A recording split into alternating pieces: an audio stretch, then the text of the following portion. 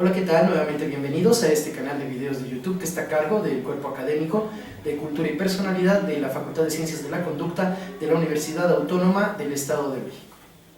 Continuando con las entrevistas que nos han estado haciendo favor de regalarnos aquí en el Centro de Atención Múltiple número 5 en la ciudad de Toluca, pues hoy vamos a hablar acerca de la discapacidad auditiva. Repito el dato de la discapacidad a nivel nacional y están registrados 5.739.270 personas con algún tipo de discapacidad. De estas, 12.9% tienen problemas para escuchar, es decir, no pueden oír. Y 8.3% tienen un problema para poderse expresar, no pueden hablar, no pueden comunicarse de manera fácil. O bien no lo pueden hacer de manera total.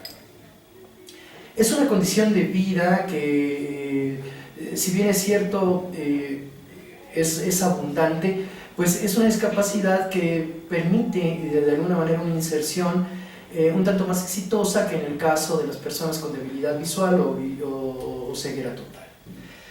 Y en esta ocasión tengo el gusto de que nos acompañen Alicia Miranda Juárez, que ella es licenciada en Psicología y es docente de grupo. Maestra, muchísimas gracias por aceptar la invitación. El compañero Hernán Guillermo Aguilar, él es ingeniero en sistemas computacionales y maestría en lingüística y tiene precisamente esa condición de vida, tiene dificultades para oír, aunque sí es capaz de emitir algunos sonidos, y yo le agradezco enormemente que nos haga el gran favor de acompañarnos en esta mañana. Y nos acompaña también la licenciada la técnica en trabajo social Silvia Medrano Alvarado, y ella es la encargada de establecer un vínculo entre escuela y familia. Maestra, muchísimas gracias por acompañarnos esta mañana. Y bueno, entrando en el tema, yo quisiera preguntarles ¿cuáles son los principales orígenes, las causas que producen, ¿no?, ya sea de nacimiento o en el camino, la discapacidad auditiva? Bueno, las causas son muchas. Sí. Algunas son porque los niños son prematuros, nacen de 5 meses, Claro. y el respirador les afecta. El respirador les hace daño y los deja sordos. Otra causa son los antibióticos. Sí. Hay bebés que también nacen enfermos o que se enferman de una infección en la garganta y les dan fuertes antibióticos y el antibiótico los deja sordos. Dios santo. Yo tengo 15 años trabajando aquí y Sí. eso es lo que me dice la experiencia, pues niños prematuros, niños que han tomado mucho antibiótico o el sarampión. Hubo un tiempo que daba mucho sarampión. Sí. Y había descuidos y se quedaban sordos. Otra de las razones son enfermedades venéreas del padre, que Sí. es contagiada a la madre y entonces el niño nace sordo. Esas son ¿En particular qué enfermedades? Pues es que alguna vez hemos Sí. tenido como parejas, por ejemplo, que tienen 2 niños sordos y no tienen ningún antecedente hereditario. Sí. Entonces el reporte es lo que dice solamente enfermedad venérea. Ah, bien, ajá. Entonces eso fue lo que dejó sordos a los 2 pequeños. Ajá. Y bueno, y otra es la herencia. Oiga, maestra, ¿y cómo se diagnostica el nivel de daño auditivo o incluso de imposibilidad de hablar que llegan a tener las personas que recibimos en este campo? Hay algunas pruebas. Las pruebas que se les hacen a los bebés son potenciales evocados. Tienen que venir dormidos los bebés. Sí. Aquí en el CRE no se hacen, los CAM no se hacen. Generalmente se hacen en los hospitales o por ejemplo en el área médica, que Sí. nosotros contamos con ese servicio. Ahí hacen potenciales evocados. Ajá. Vienen dormidos los niños y se les estimula el oído y se va viendo cuáles sí son la recepción que tiene su oído para poder captar cuántos decibeles el niño logra escuchar. Sí. Y nosotras como maestras hacemos pequeñas pruebas. Por ejemplo, está sentado el niño y nos ponemos atrás a lo mejor con un tambor. Si voltea con el tambor, pues podemos más o menos calcular cuánto puede escuchar, o un papelito de dulce, ¿no?, atrás, Sí. que es como muy bajito. La voz es el decibel más bajo que existe. Ajá. Entonces, porque a veces llegan papás y nos dicen, no, maestra, es que mi hijo escuchó un avión. Sí, pero yo no puedo hablar como un avión. O en la fiesta se puso a bailar porque escuchó la música de las bocinas. Pero yo no puedo hablar con una bocina, ¿no? Entonces, por eso es tan complicado que logren hablar, porque el decibel de la voz es la más baja. Ajá, ajá. Entonces sí a lo mejor tienen esos decibeles tan altos que pueden escuchar, pero eso no deja de significar que no sean sordos, porque Claro. en realidad la comunicación es la que se está viendo afectada. Y en términos generales, los jovencitos o los niños que entran aquí, ¿qué nivel de audición tienen? ¿Es muy bajo prácticamente? Sí, generalmente son sordos profundos y muy pocos hipoacúsicos. Ajá. Hipoacúsicos son que escuchan un poquito, Sí, ¿no? Que tienen qué como bien. un nivel de Ajá. audición. Pero hipoacúsicos, no sé, a lo mejor por salón hay 1 o 2 niños que son hipoacúsicos, Claro. pero en su generalidad son niños sordos profundos. Maestra, y como parte del equipo multidisciplinario que trabaja con los compañeritos que tienen esta discapacidad, esta condición de vida, ¿los papás cómo toman la noticia y después si la aceptan o no? ¿Nos puede comentar, por favor? En un primer momento los padres de familia les cuesta trabajo el aceptar el que su hijo no escuche o que su hijo sea sordo, ¿no? Entonces es ahí el trabajo que también nos toca hacer, ¿sí? El orientar, el ver el tipo de apoyo que el padre de familia puede dar a su hijo, ¿no? Lo que requiere, principalmente en este caso los papás que tienen que venir a la clase de lengua de señas, porque prácticamente es la forma de comunicación que tienen con ellos, ¿no? Ajá. Entonces, sí, al principio es así como que la renuencia, a que cómo yo voy a aprender una lengua que no la he hablado, pero finalmente se le tiene que seguir orientando. ¿Para qué? Para que el padre acceda a venir y participe en la clase de lengua de señas. ¿Y si participan los padres? Sí se tiene participación. Vamos a decir, del 100% de nuestros alumnos que son sordos, vamos a decir, en un primer momento a lo mejor es un 60-70% los que ingresan a las clases. Cuando el padre de familia se va dando cuenta que es la forma de comunicarse con su hijo, ya empiezan a acceder más, ¿sí? Entonces, que un 10% de los papás son los que de plano, así por sus ocupaciones, sus trabajos, no pueden venir a la clase de lengua de señas. Ah, muy bien. Oye, ingeniero, dígame una cosa. Usted tiene un problema de audición, pero sí es capaz de emitir sonidos. Y trabaja aquí en esta institución. ¿Cuál es su labor aquí? ¿En qué apoya usted a los compañeros que tienen esta condición de vida? Si gusta puede emitir sonidos. Mi trabajo es enfocado a los niños y jóvenes con problemas de audición. Yo les enseño lengua de señas, que es su lengua natural, porque yo soy un nativo, yo nací sordo, mis papás también son sordos. Es muy difícil vivir como sordos porque no hay comunicación. Siempre tuve educación bilingüe, español y lengua de señas. Mi primera lengua, la lengua natural, es la lengua de señas. Después aprendí español, como leyendo mucho, pero primero mi idioma natural pues es la lengua de señas, porque es la comprensión cognitiva, los conceptos. Con la lengua de señas puedo interactuar con mi mundo sordo, con las personas que son sordas de manera perfecta. Y mi trabajo aquí es impulsar la comunicación bien de lengua de señas, para que los niños puedan tener comprensión y reforzar la lectura. Hago cuentos, leyendas, el español lo refuerzo, las reglas se las doy con lengua de señas.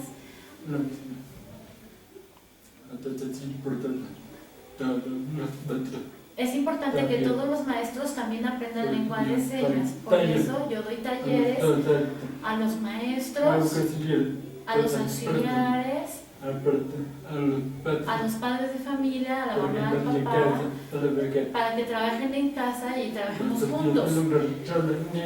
Solamente no se puede lograr trabajar con el niño en lengua de señas, es muy difícil. Tenemos que hacer un refuerzo con padres de familia y maestros. Por su experiencia, proporciona talleres, herramientas para papás, para maestros en lengua de señas. No importa, es sordo, si puede hablar o no puede hablar, él tiene que hablar lengua de señas porque eso le ayuda a su independencia y comunicarse. No tiene que hablar fluidamente. Por ejemplo, yo puedo hablar, pero no perfecto como un oyente, porque no tengo el oído. Lo importante es que vivo de manera independiente. Eso es algo muy importante. En la labor que el profesor desempeña, no solo les invita a que aprendan el lenguaje de señas a los padres, a los compañeros trabajadores del CAM, a los niños, sino también les cuenta cuentos, les ilustra cómo adaptarse a una vida con una comunicación verbal y auditiva y cuando ellos carecen de esto. Algo importante es que el maestro es un ejemplo a seguir, no nada más enseña a partir de propuestas verbales, bueno, en este caso de señas, sino realmente habiendo desarrollado una labor dentro de un mundo donde la comunicación es de manera distinta a la que él maneja. No en balde, terminó una ingeniería en sistemas y tiene una maestría. Es algo de verdad que se tiene que reconocer de manera muy importante, y que ahora nos haya hecho el gran favor de venir a compartirnos todo esto que él desarrolla aquí, pues es algo muy muy favorable. Y a él mismo yo le preguntaría, con los talleres que usted da, lo que les enseña a los jóvenes y a los niños, ¿los prepara para integrarse a una vida, digamos, normal, común, a la sociedad en la que vivimos? Sí, exactamente, para integrarlos tiene que haber una verdadera comunicación dentro de la casa. Por eso es importante que los padres aprendan la lengua de señas. Muchas veces los niños cero, no hablan nada de señas.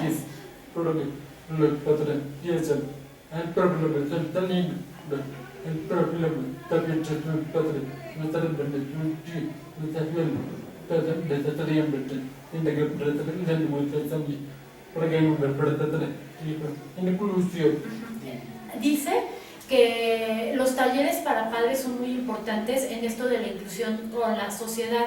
A veces el niño llega sin nada de lengua de señas, no comprende nada de lengua de señas, pero porque también en casa no se habla lengua de señas.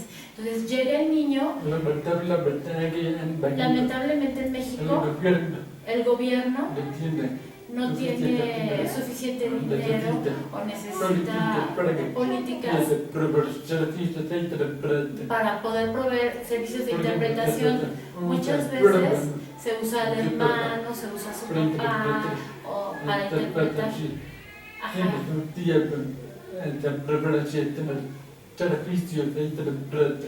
El gobierno debería de dar servicios de intérprete a las personas sordas. Dice que en Canadá hay un servicio de intérpretes para personas sordas. Él vivió en Canadá 5 años. Excelente calidad de vida. Aquí a duras penas se puede como... Dice que lo que le ha ayudado mucho es el celular para comunicarse, porque puede mandar recados y eso le ayuda a comunicarse, igual el internet.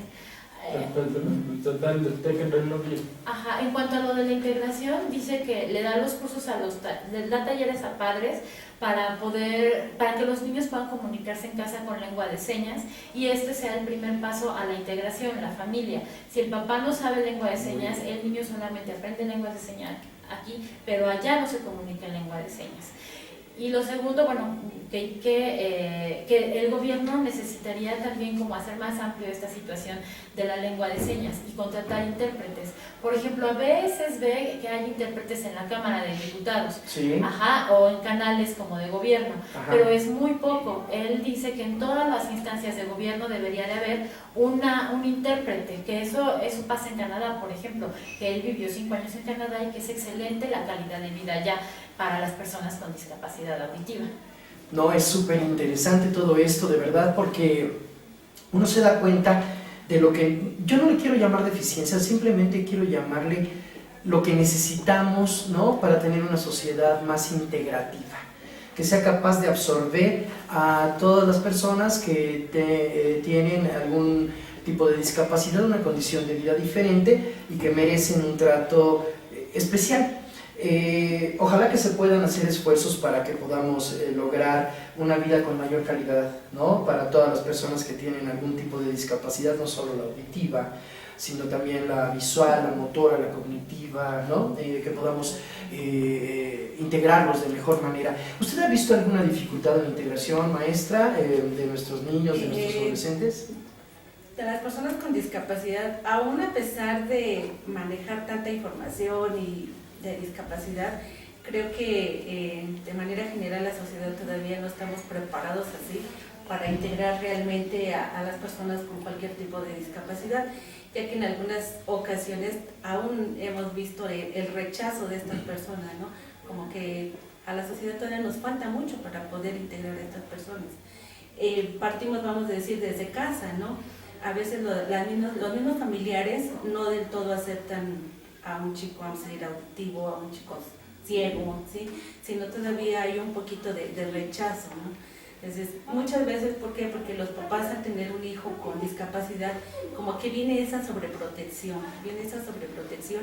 y finalmente como que brindan toda su atención a ellos y se olvidan a veces de sus otros hijos. Entonces ahí mismo se ocasiona el que de la misma familia no sean aceptados de todo. Incluso nos hemos enterado de que entre los propios padres se mueve la culpa, ¿no? O sea, fue tu culpa, ¿no? Que fue la tuya, que tú tuviste, ese día tomaste, ese día hiciste esto, el otro, cuando es genético, ¿no? Por ejemplo, no necesariamente cuando, como dijo la maestra, es un problema por una administración excesiva de antibióticos, de medicamentos, o por problemas de nacimiento prematuro. Y este tipo de problemáticas generan una falta de aceptación del niño y de la integración de los propios padres a la vida del niño, porque no nada más el niño se integra a la familia, sino la familia se tiene que integrar al niño, ¿no es cierto? Sí. Y eso es algo que seguramente no es la generalidad, sino más bien la falta de integración y el rechazo es lo que priva. Sí. Y muchas veces, como lo han comentado, fíjese que también nos encontramos con que a los niños que tienen una discapacidad de tipo visual no se les permite ser independientes. Aquí, en el caso de los que tienen discapacidad auditiva, tampoco se les permite ser totalmente independientes. Sí, decíamos hace rato, viene la sobreprotección, no viene, por ejemplo, como es la falta de lenguaje, de comunicación. Al principio los papás son los que tienen que así como que adivinarle lo que el niño quiere, ¿no? Y no lo estimulan a que él vaya aprendiendo a establecer una forma de comunicación, bueno, antes de que lleguen aquí con nosotros, ¿no? Claro. Una vez que llegan aquí, pues ya... ¿A qué edades van llegando aquí con ustedes, maestra? Desde los 4 años más o menos, bueno, en este caso ahorita tenemos creo que un chiquito de 3 años, de 3 años son los que se vienen integrando más o menos. ¿Y esto por qué? ¿Qué no se da uno cuenta, maestra, de la discapacidad auditiva a temprana edad? ¿Es difícil? Sí, es difícil. Lo que pasa es que se pierde la objetividad como padres. Entonces, a lo mejor dicen, ay, es un niño muy tranquilo. Sí. No, es un bebé tranquilo, no llora, no da lata. Y en el momento en que dicen, no, ya tiene 2 años y no habla, no dice mamá, no dice papá, antes de los 2 años piensan, es flojo.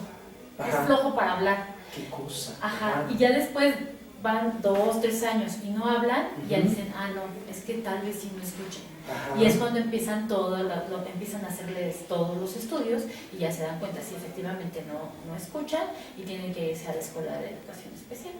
Ah, caray. Oiga, ¿y habrá alguna forma de darse cuenta antes de esa edad? ¿O sí es difícil? Sí, es muy complicado porque, bueno, nosotros tenemos alumnos de poblaciones muy lejanas, entonces no significa que porque sean lejanas haya como menos educación, pero sí es más complicado. Claro. Hay personas papás que no saben leer ni escribir, Claro. que viven del campo y para el campo y en el campo. Ajá. Entonces es como complicado, por ejemplo, saber el desarrollo de un bebé. Sí. Saben por sus papás que al año tienen que caminar, que al año y medio tienen que hablar, Sí. que a los 2 años ya tienen que controlar esfínteres. Sí. Cuando ven que esto no va sucediendo es cuando dicen, hay algo raro en el niño, y ya es cuando entre familia, no, pues llévalo a tal doctor, y es cuando empiezan a comunicarse que el niño tiene algo diferente y a darse cuenta. Entonces, por ejemplo, vienen personas de San Felipe del Progreso o demás, muy lejos, de 3 horas de camino. Entonces, pues ahí tampoco no hay doctores, no hay personas que puedan darse cuenta a tiempo. Eso es lo que sucede en las escuelas de educación especial, que vienen personas de muy lejanos lugares, tal vez con un poco de rezago en los conocimientos, Sí. y entonces eso hace que a muy tardada edad se les puede iniciar la estimulación. Oiga, maestra, lo que usted me está diciendo de que viene gente de fuera, ¿nos estaría indicando que hay el problema o la discapacidad auditiva más afuera de las ciudades que en las ciudades? ¿O los que viven en las ciudades van a atención particular? ¿O qué está pasando? Yo creo que es igual. Ajá. Es igual, pero las personas de las ciudades a veces se van a escuelas particulares, Claro. y también tenemos niños de la ciudad, Ajá. pero sí predomina en el CAM niños que vienen de lugares lejanos.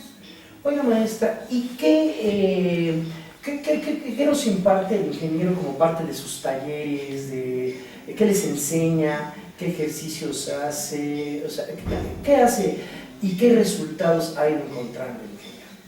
Bueno, para los niños... ¿Se puede preguntar? ¿Te preguntó él? Sí, Ok, por pensé que favor. como maestra, como la No, profesora ahorita de me dice maestra. los suyos, ¿le parece? Sí, muy bien.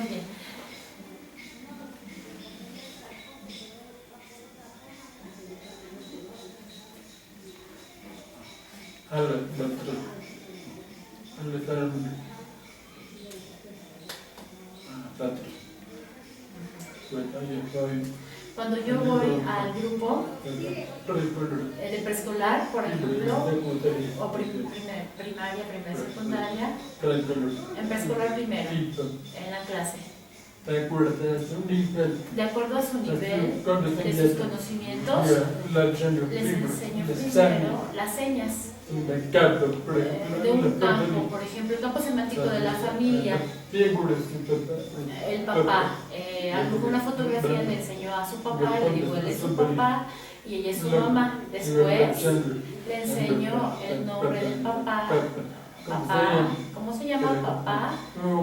Hugo. Su papá se llama Hugo. Tu mamá, ¿cuál es el nombre de tu mamá? María. Y si tiene apodo, le doy el apodo. Y si no tiene apodo, yo se lo pongo para identificarlos. Después le pregunto, ¿qué hace tu mamá? Hace el hogar, está en la casa. Mi papá es carpintero.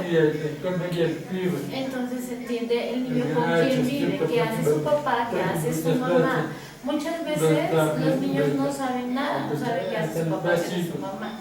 Son cosas muy básicas, que se den cuenta que vive con su familia y qué cosa hace cada miembro de la familia. ¿Y tú qué haces? Estudias, te estás preparando para el futuro, para tener conocimientos. Lo importante es la identidad. Si no tienen identidad, piensan, yo soy el único sordo, soy raro. Es parte de la familia. En el taller de los papás ahora les explico, lo importante es que aprendan lengua de señas para que su hijo se sienta incluido, aceptado y se sienta respetado, respetar su identidad.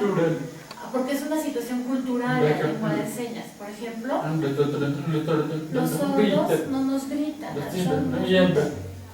nos tocan el hombro. Ojalá no te avientan un papel para llamar tu atención, porque esa es una falta de respeto. Hay muchas cosas al respecto de la cultura sorda que son diferentes al mundo del oyente. Se puede lograr la identidad avanzando con el aprendizaje. Las personas de primaria, de acuerdo a su edad y a su conocimiento, les doy la clase. Cosas básicas, la lengua de señas, su seña personal. Oiga, maestra, pregúntele por favor, ¿qué tan difícil es saber las señas y luego trasladarlas a palabras escritas, ¿no? O sea, ¿qué tan difícil le resulta y qué resultados ha encontrado con estos talleres?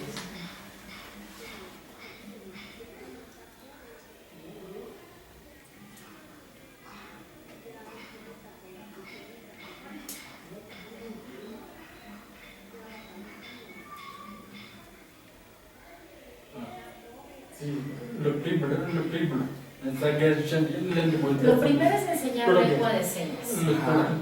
Porque los sordos usamos el canal visual. Captamos todo lo que observamos, pero en el auditivo pues no hay nada.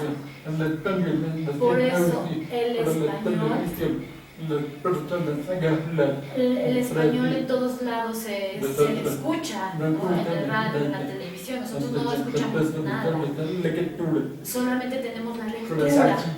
Por eso es importante primero enseñar la lengua de señas,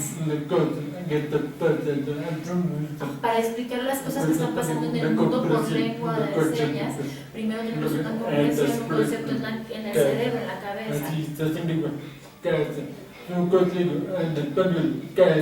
Primero, lo más importante es la lengua de señas, darle como su seña personal, casa, y después poco a poco va a ir asimilando lo que se escribe y lo que es casa. Si no hay lengua de señas es muy difícil. Por eso hay muchos sordos que son torpes, porque no saben lengua de señas, por eso tienen rezago educativa, porque no hay metodología de educación bilingüe. Se da como al mismo tiempo la lengua de señas y el español escrito. Un niño, un bebé.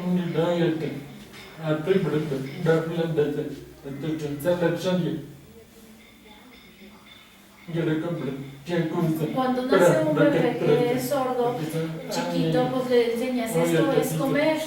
Y un niño, si no sabe que esto es comer, pues no vas a hacer así. Entonces hay que enseñarle de manera formal la lengua de señas. Cuando son bebés sordos y se les da luego la lengua de señas, se ve que avanzan muy rápido porque su campo visual con la lengua de señas crece.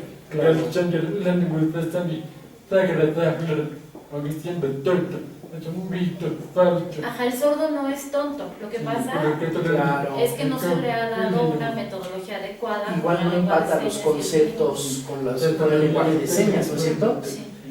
No, muy interesante lo que nos dice. ¿Y qué resultados, maestra, han encontrado ustedes ya en la vida real? Hay pruebas científicas.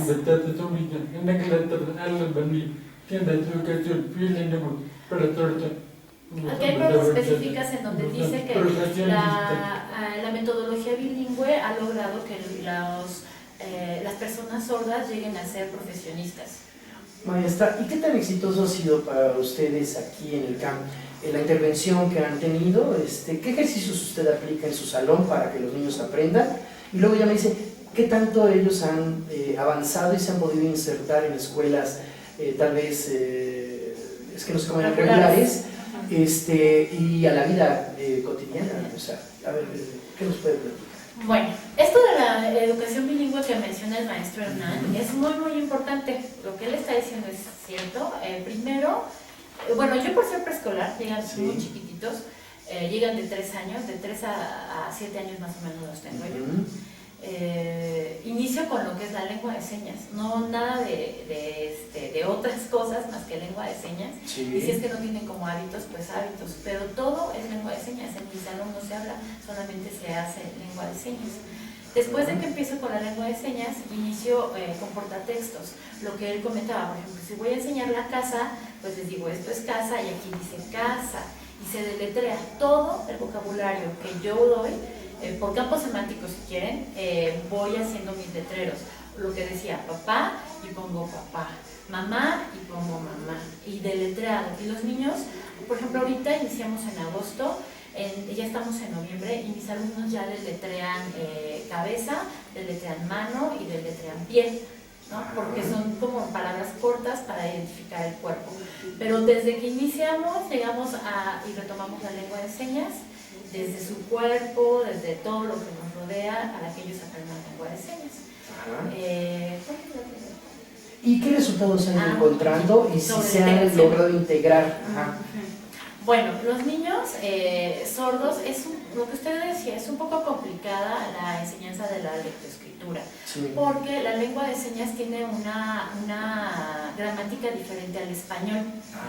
Por ejemplo, en el español hay muchos conectivos, y en lengua de señas no. Entonces, para el niño sordo es muy complicado aprender a escribir el español. Generalmente, entre nosotros decimos, escribió Apache, ¿no? Porque se comen los conectivos. Ajá. Pero ese es el inicio de cómo inicia. ¿Podría darnos un ejemplo verbalizado de los conectivos y la falta de uso de conectivos? Por ejemplo, ¿qué sería? Casa blanca, mamá, papá, hijo, Ajá. familia. Mamá, casa, comida. Mamá casa Mamá comida. casa comida. No es mamá hace la comida en la Ajá. casa. Ajá. Ajá. Ingeniero, sí. La lengua también tiene su propia lengua. La lengua tiene su propia gramática. No utilizamos preposiciones. Lo identificamos, por ejemplo, en el cuerpo. Yo digo, ayer yo fui al Nevado de Toluca a andar en bicicleta. Pero no digo las preposiciones. Ayer yo fui al Nevado de Toluca, qué bonito, con mis amigos. Yo ya le puse expresión, con la expresión ya dije los conectivos.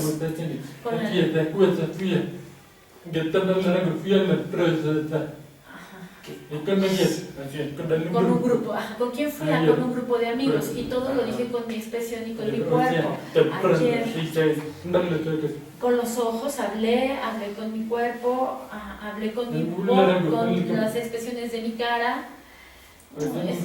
Muy feliz, muy padre, muy bonito. ¡Qué cosa! Ajá, eso lo dice todo. El español es muy largo y ayer yo fui con amigos. Sí, no podemos estar diciendo cones. Eso no. Eso no es, claro, es una lengua diferente. Tiene que estar nativo para que entienda. Siempre está nativo en muchas partes. Tienes que ser nativo. Los padres a fuerzas quieren enseñar al niño la lengua de señas como si fuera el español y eso no funciona. O sea, falta de comunicación en un momento dado, ¿verdad, maestra? Sí. O sea, Y ese es el problema que tenemos las maestras cuando pasamos la lengua de señas al español escrito. Pero lo que él dice, que si se da una lengua de señas correcta, se va a dar un español escrito correcto. Ajá. Y bueno, yo la verdad es que solamente he sido maestra de inicial, preescolar y primer año de primaria. Sí. En los demás grupos nunca he estado.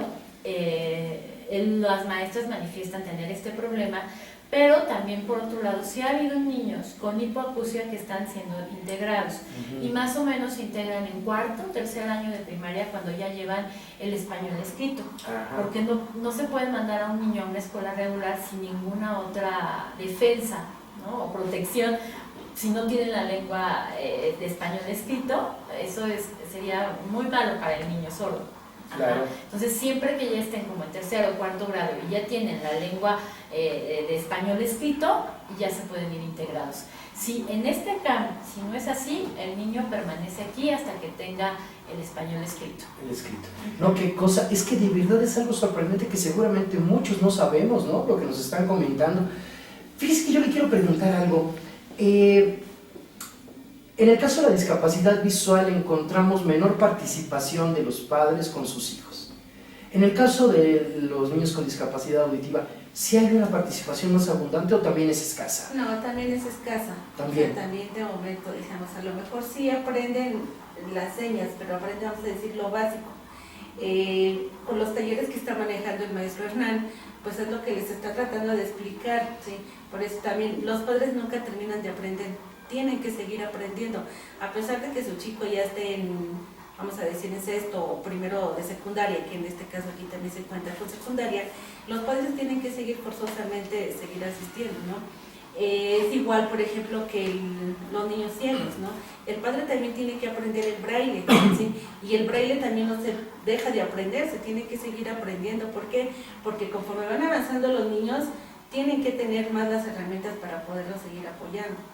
Fíjese, es que esto es algo que no nada más me llama la atención, sino que me preocupa en realidad. Hicimos una entrevista con una maestra que es especialista en problemas de aprendizaje. Yo le pregunté que qué tan frecuente era que los problemas de aprendizaje tuvieran un origen orgánico, cerebral. Y me comentó que cree, el problema de aprendizaje tiene su origen más en los padres ausentes que no participan con sus hijos en su formación, académica escolarizada, y estoy observando que aquí incluso se agrava el problema, pero también hay una baja participación de parte de los padres.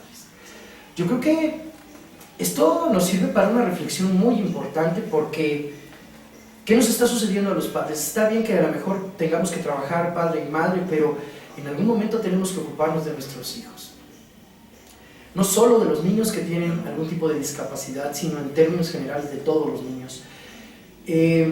Yo no quiero generalizar y decir que debido a esta ausencia parental se estén abundando, se esté ampliando, se esté creciendo el problema del consumo de drogas, de alcohol, de tabaco, de la delincuencia, de las conductas no vistas como socialmente favorables. Y la verdad es que sí tenemos la necesidad, la obligación como padres de poner más atención en nuestros hijos y estar al pendiente no solo de los aspectos materiales ni de darles regalos para tratar de controlar su comportamiento, sino en realidad de brindar afecto, de dar amor. Y el amor son todas las conductas que se orientan a la conservación de la vida. Y para que esto se dé, debe haber aceptación, confianza, apoyo y protección, seguridad, que hay que brindarle a nuestros hijos, porque si no, mire, estamos teniendo graves problemas, no solo personales, sino también sociales, que después no vamos a tener la capacidad de resolver. Pero bueno, regreso. Maestra, y entonces dígame por favor, ahora sí, ¿qué tanto se logran integrar los niños ya una vez que están capacitados, que ya aprendieron el español, que ya tienen algunos conocimientos favorables en términos de académicos, ¿no? Por ejemplo, la primaria, la secundaria, tal vez la prepa, como en el caso del ingeniero, mire, tiene, o sea, hasta trabajo, o sea, es una vida digna para ellos lo que les espera, o realmente han tenido poca aceptación de estas personas en la sociedad. ¿Cómo hacen ellos para adaptarse a esta vida en la que se ven inmersos? Bueno, hace un tiempo los niños que salían de aquí de la primaria los integraban en telesecundarias. Y después se les seguía un poco la pista y se les daba apoyo a la telesecundaria, y algunos sí entraron al bachillerato, otros hicieron carreras técnicas, puericultura, mecánica, cosas así. Ajá, y bueno, se integran a la vida laboral. Ah, muy bien. Ajá. Ahorita el CAM, bueno, es un CAM diferente, es el CAM 61, tiene secundaria y tiene talleres. Ah, muy bien. Ajá. Por ejemplo, los niños sordos que tienen alguna complicación intelectual, pues se van a los talleres laborales y aprenden a hacer pan, aprenden a hacer collares, aprenden a hacer artículos de madera, dependiendo de las habilidades del niño. Y ha habido niños que están en la secundaria del CAM 61 y también con miras a la preparatoria. Y niños que se integraban a la secundaria que también se fueron a preparatoria, a bachilleres, que salen con carrera técnica y preparatoria. Y también hemos tenido niños profesionistas. Hay un chico que está en la Facultad de Lenguas, él creo que es responsable de la lengua de señas mexicana, que estudió aquí. De hecho, cuando terminó la carrera ya nos trajo su tesis, la trajo a regalar aquí a la escuela, porque él hizo aquí la primaria. Oiga, necesito que le pregunte nuevamente al ingeniero, nada más esto último para él. Ya ahorita acabo de comentar que los padres es necesario que participemos, y la sociedad en general, ¿no? Que los padres, yo sé que es muy difícil, pero que aceptemos, que aprendamos a aceptar que la vida es como es y no como nos gustaría que fuera. Y bueno, tenemos ya a un niño con esa condición de vida, lo voy a aceptar. Pero ¿qué hacer? Él, que es un ejemplo académicamente hablando, al menos, porque no lo conozco, no tengo el gusto de conocerlo más. ¿Qué hacer para que un niño con la discapacidad auditiva se acepte y no reniegue de sí mismo, que no viva con vergüenza de sí mismo?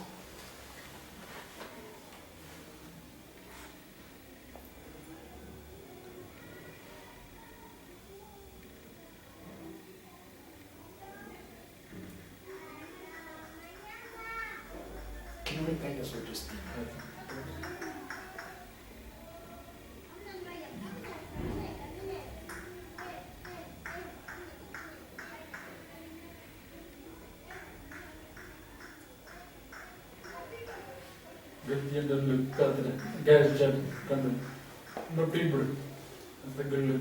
Lo primero es que los papás tienen que reconocer que el niño es como una persona y no como, es una persona, no como una persona rara que nació con algún defecto, con algún problema. Hay que quitar esa idea. Todos debemos de reconocer que formamos parte de la diversidad, solamente. Todos somos diferentes. Sí. Como entre las hormigas. Las hormigas hay más de 10.000 especies diferentes. Las personas igual, los padres, los profesores, tenemos que ver al niño no como una persona con problemas. Si lo vemos como una persona con problemas, le ponemos barreras al niño. Es el primer signo de la baja autoestima, como que es inútil. Solamente no escucha, es diferente. Pero no hacerlo menos que los demás, sino tratar de darles la igualdad. Yo afortunadamente tuve a mis papás que son sordos. Ellos vivieron una vida difícil. Aprendieron a superar sus problemas. Pero lo mejor para mí y para mi hermana, que somos los dos sordos, crecimos normal.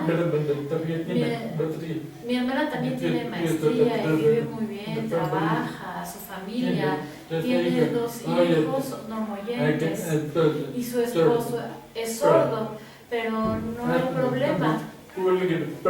Se ve como cualquier otra persona, porque nosotros creemos en nosotros como personas normales, no como personas con problemas.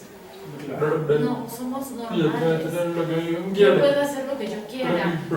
Lo importante es primero conocerse a sí mismo, aceptarse a sí mismo. Exacto. Si no te aceptas a ti mismo, muchas veces.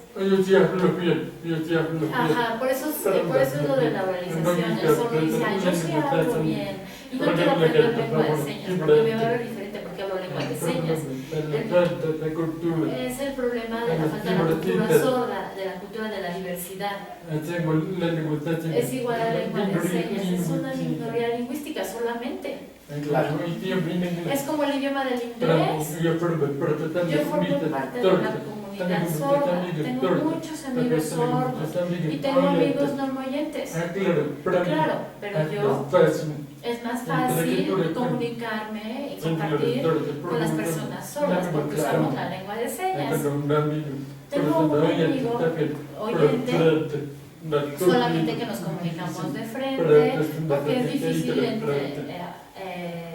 entenderlo, sí es difícil que tenga un intérprete para comunicarme con un amigo, pero sí se puede y pues hablamos de frente.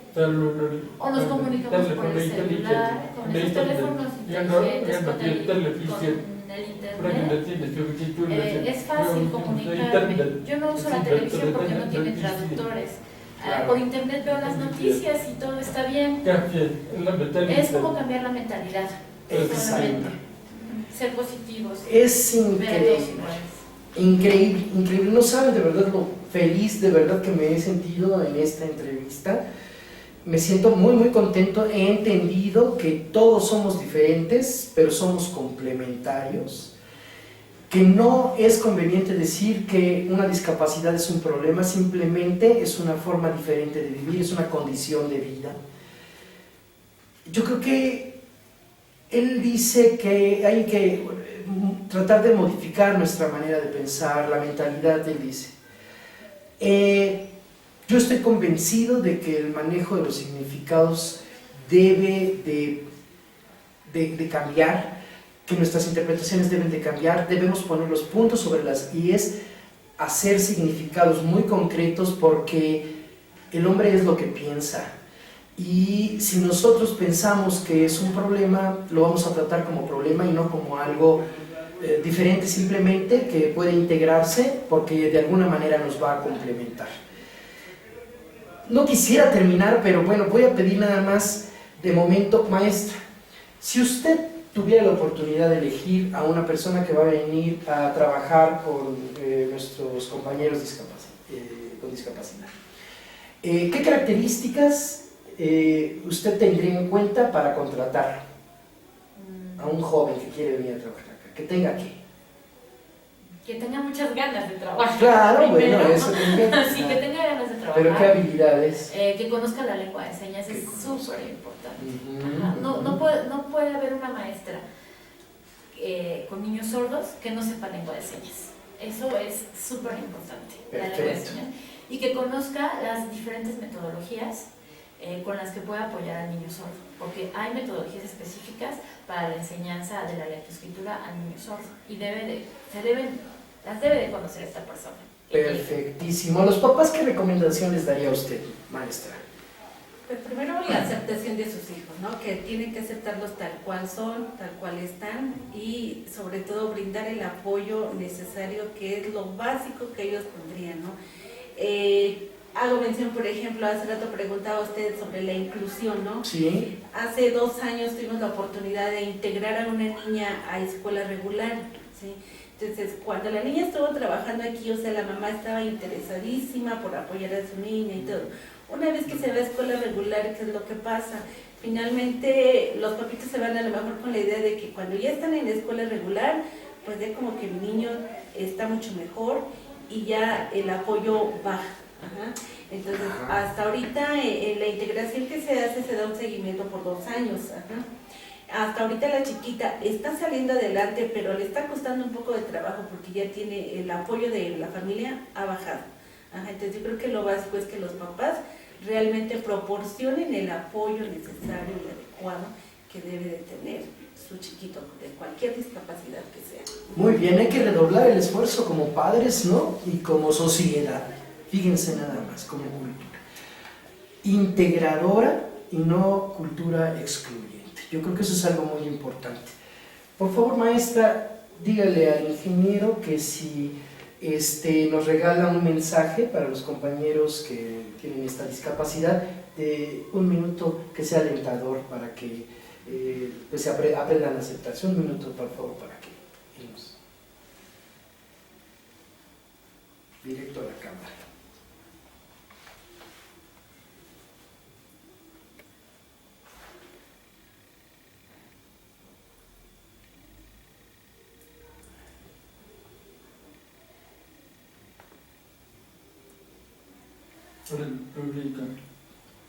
Sí, por favor. Listo. Tú lo vas diciendo, Alex. Hola a la comunidad de personas sordas, amigos sordos, a la comunidad de personas sordas. Yo quiero decirles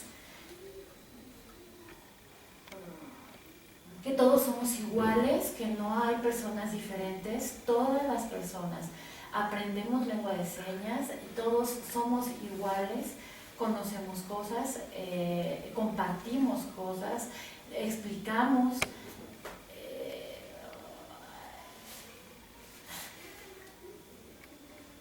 No somos diferentes, solamente nos comunicamos de diferente manera, trabajamos diferente, pero somos iguales, no somos menos ni somos más.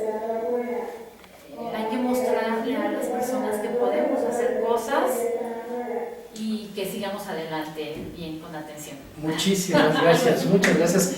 Nada más me falta pedirles de favor, como no nos gusta triangular la comunicación, si no tienen inconveniente, nos regalan su correo electrónico, maestra, por favor. Ok, mi correo es chinahippie@hotmail.com. No lo deletrea porque el hippie mucha gente lo escribe escribe de diferente diferente, manera. sí es. Entonces, China, HIPY, @hotmail.com. el ingeniero tiene correo electrónico.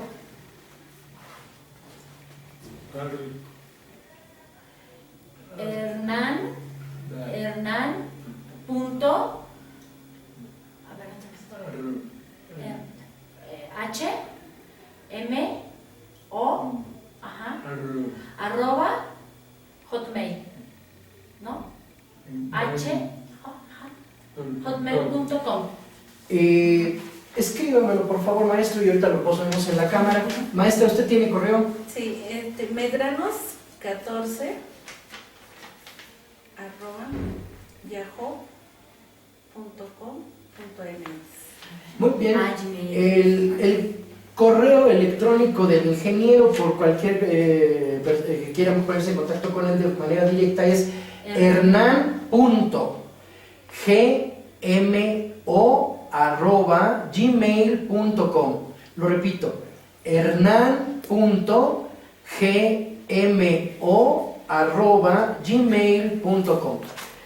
Pues no saben de verdad cuánto les agradezco. Me voy muy contento y sorprendido de todo lo que me hicieron favor de regalarme para nuestros seguidores en el YouTube.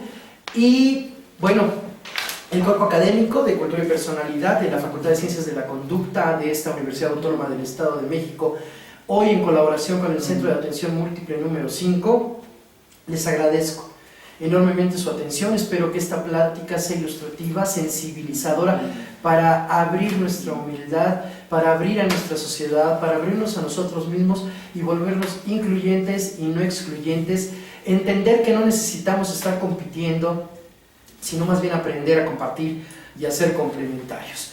En este esfuerzo que hacemos por llevar a todos ustedes la voz de los especialistas, y en este caso de manera muy especial la voz del ingeniero, que siendo incluso partícipe de la discapacidad, nos ha hecho el gran favor de regalarnos no solo lo que hace, sino también las recomendaciones para los compañeros que tienen esta discapacidad. Nos encontramos en la próxima. Que tengan ustedes una hermosa tarde. Muchísimas gracias por su atención. Hasta luego.